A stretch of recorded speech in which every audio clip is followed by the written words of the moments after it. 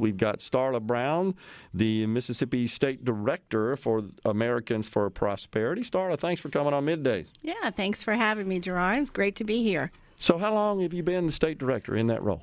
So I'm kind of part-time from the end of February, but I finally moved back home April, so it's about 5 months that I'm kind of getting geared up here in the state. And last couple, we've been really working on a lot of different pieces of policy, a lot of it at the federal level. I know you and I were chatting in the break a little bit about that. And so obviously this weekend was not a great weekend for those of us who are fighting the good fight on reducing inflation. Yeah, so just for the benefit of our audience, Starla, you've been with the organization a while, though, right? Yeah, I actually started as a volunteer, was kind of looking for a place to get involved in grassroots, and kind of reached a point in my life where policy over politics for a lot of what I was doing seemed to matter.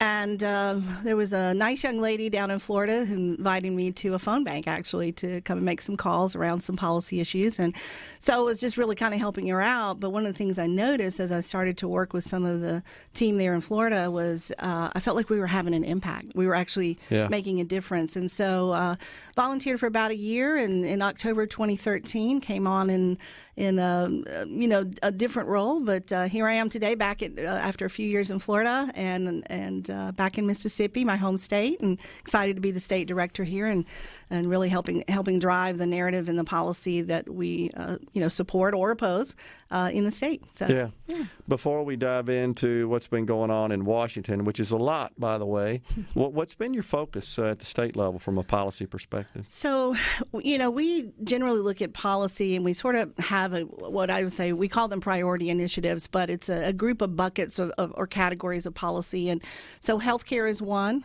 We've been looking at something, we work on this on the federal level, but at the state level as well, and something we call the personal option. So it is a lot of policy around free market healthcare solutions to make healthcare more accessible, more affordable. So things like primary care physicians, right? Repealing back certificate of need laws that inhibit growth in the field for people, especially in rural areas like Mississippi, where there's often some sort of healthcare that's needed, and that can be anything from mental health to true health care on the physical side. We've always been around tax reform, but as I like to say, the word reform has one meaning, the word transform has another. And so when it comes to K through 12 education, when it comes to some of the deregulation type policies that we work on, we're looking really to transform, right? So reform is like changing the existing system. And those are good things. There's a lot of times we can make some good steps, incremental steps to making something better. But if you start really wanting to make a paradigm shift, right, how people see the policy, how people see the things that impact their lives at the state level, then you've often got to look at a system of government, and you really got to make transformation, which means not just making it better, it means really transforming it if you're going to do that. So yeah, no doubt, and something. So all great causes, in my view. I think we're certainly aligned there. Licensing reform is something else that we've been crusading on. Good grief, it seems like we got a lot of licensing boards, and you got to get a lot of licenses. A lot of occupations have to pursue and obtain licenses just to go to work. Yeah, and that's often a barrier for some people. I've seen policy where people in cosmetology areas had to do more hours of school than a paramedic. And that just kind of shows the absurdity of what licensing can look like, and puts up a barrier for a lot of people to actually have, meaningful employment. Yeah, right? No doubt. All right, so we've had a flurry of legislation at the federal level, and it's interesting to me, the take. I talk about this a lot on the program, but in just consuming various major market newspapers across the country, the different perspective that these media sources have about this legislation. The Boston Herald, for example, which I think is arguably the most left-wing newspaper publication in the country, more than the New York Times. And I take it daily, and there's not a story in it today about what happened last night at Mar-a-Lago. Not a story in their headlines. Not a story. Every single story is absolutely heaping the praise on Joe Biden and the Democrats for pushing through this tax and spend climate reduction act. You can't find anything about what happened at Mar-a-Lago. And then I got another one from the New York Times, one person I like to follow a lot there, of course, is Paul Krugman, their economics editor. And he penned one yesterday, "Did Democrats just save civilization?" And he's referring to this bill. That is the title of the article. And of course, it's a photo right under it. And the photo features solar panels. I kid you not. And so he's basically saying that all these credits that we're going to issue to businesses and individuals to go invest in so-called green energy is going to, quote, save civilization. And this is just mind-boggling to me. It is mind-boggling. Yeah, I've got a lot of friends standing outside of Mar-a-Lago last night and this morning, and I'm sure there's more, more that will come out, no doubt, on this story. And whether you're, on that side or not on that side, the idea of the FBI, coming in with a raid and for what appears to be leveraged very politically at this point for what information we have is disturbing. It's disturbing on all levels because it's happening so much more frequently. And I think, look, I'm not the conspiracy theory person. I usually am the person who says, okay, tell me something. I'm going to go research and try to dig down and find the truth, because the truth is always where we should try to land. But you start leaning a little bit in that direction, thinking, wow, these are some pretty extensive things that are happening to people in different places. And whether they're deserved or not doesn't seem to be the issue. This is very, very politically charged. And, I was looking at headlines before I came in today, and CNN, was praising the sweeping climate change bill, right? Like it's like we're going to save the planet now because this bill passed over the weekend. Well, the truth of the matter is this green agenda has been something that for some time at all level of government, you have seen individuals reaching into joining coalitions or policies or working in conjunction with the federal government. And, states really need to be looking at policy that sets a foundation to do away with that government overreach, whether that's along green energy or any type of energy. But they need to start thinking about this, because the federal government is here to start minding your business at the state level, and that's what they're seeking. There's definitely an agenda. I don't see that any other way based on the policy. I agree with you, and something that occurred to me just in the wake of this situation at Mar-a-Lago. You got 30 FBI agents. I don't know why you got to have 30 to go to a residence, essentially, to find documents. That seems a little extreme to me. And I'm with you that we're going to learn more about this. But my concern, Starla, is that they're going to try to maybe spoon-feed information. I think the public deserves immediately to see the warrant, to understand who's all involved in ordering this and authorizing this. But here's what generally happens, and get your reaction to this. People see this sort of stuff, even people on the left and people on the right. We see this sort of stuff and say, that's too much power for an agency, such as in this case the FBI. And so they start demanding and insisting that we remove and dilute some of that power. And then I get concerned that, they may need that power to fight off, a nuclear attack or something, or a terrorist attack. So, but because that power is being abused and used for really purposes that don't provide utility in this case, in my view. I mean, depending on if there are documents and what's in them. But in general, I have a concern about that. We need those organizations to have some degree of power to execute and perform their function, but not to abuse it.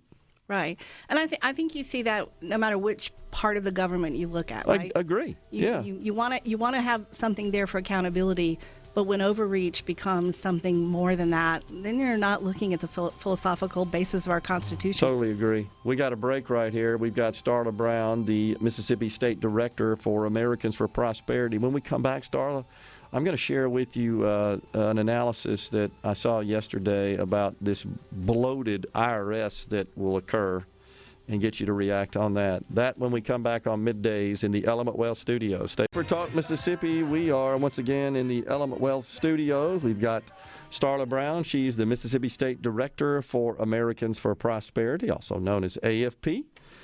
So supersizing the IRS, maybe, Starla, one of the most egregious and onerous provisions of this crazy legislation.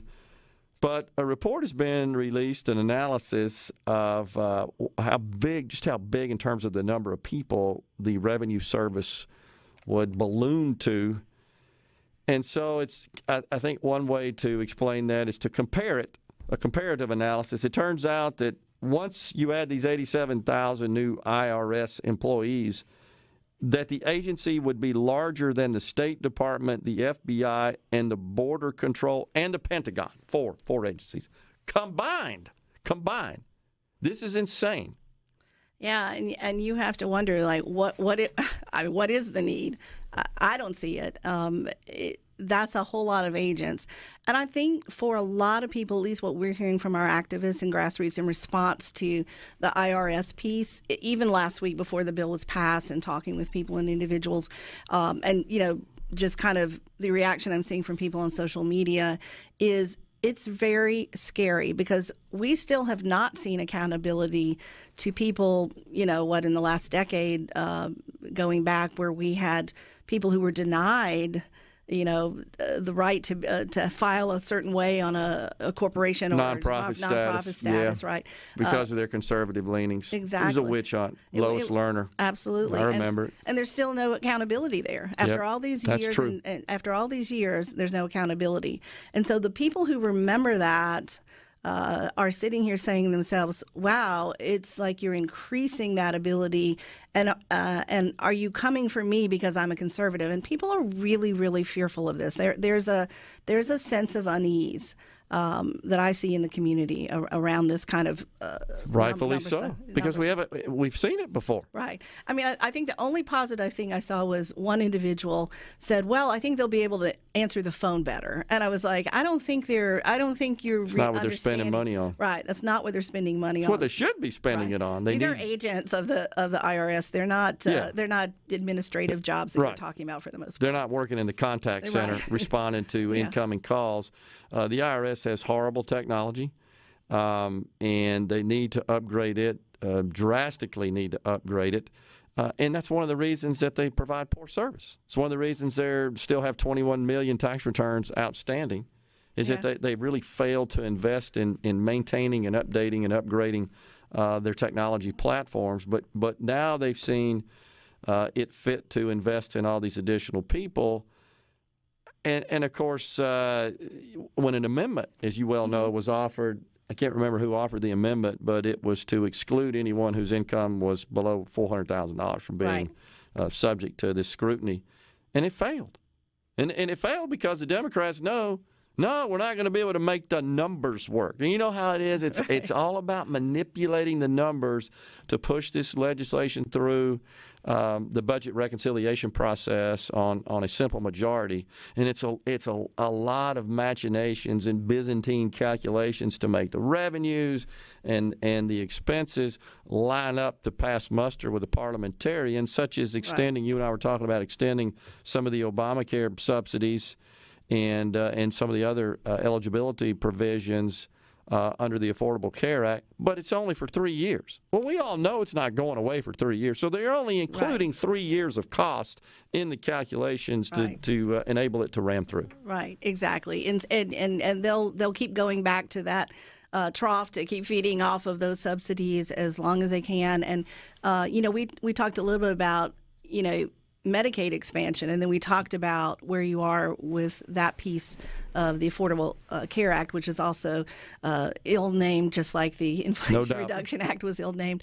And I think the problem here is we keep talking about these people standing in the gap, but there are policy solutions around health care that could make a difference and could bring prices down. But instead of trying to bring prices down, which is how they sold this bill, they're trying to do it through price controls. Well, that's manipulating the economy, and that doesn't work. So the price controls on the pharmaceutical industry. And I know a lot of people, certainly those on Medicare, because this applies to Medicare, they tried to get it to apply to the private sector. They failed in that, private insurance. But with respect to Medicare, and I think there's a bit of a myth about this allowing Medicare to negotiate drug prices. The way it works, as you know, is the government says, here's the formulary, this is what we're paying for this, take it or leave it. It's not really a negotiation per se. And then I start wondering, well, do the pharmaceutical companies pull out of Medicare and start pulling drugs off their Medicare schedule? The bottom line is it's government intervening in the market. It's why the drug prices are high to start with. Right. So you're taking something that's already dysfunctional and you're really just adding to it in the same way, just throwing some more money at it to make it not work. And this has become so common in Washington D.C. And we recently did some polling, and just to share a little bit with you about around what people are looking at. People out there are not interested, I think, much anymore in this party or that party or who's or whatever. It's like, this is wrong, this is broken, and someone there needs to fix it. Yeah. And but right now, the someones that are making the decision, and Senator Sinema, she really sort of sat on the line, like you said. She waited for the parliamentarian to see where this could go through reconciliation and how that, and kept very quiet about her vote until such time as she knew she'd actually be that deciding factor there. So it was not a pleasant weekend, and the problem with these weekend bills too that I see that is always so frustrating. We try to call a lot of attention to it over social media, because otherwise the average person out there who's really just trying to get up every day, live a meaningful life, raise their family, have freedom in their faith, typical of most of the people in my family, they just want to go live their life and they just want to do it in a meaningful way and seek employment. Well, all of these things happen, sort of, it's almost like under the cloak of darkness, because it's over the weekend. Like you said, so many media outlets don't actually post anything about it. They don't shed any light on it. And then the ones that do are often putting out information that's just disinformation. Right. It's not accurate. It's not the truth. It's not what's going to happen.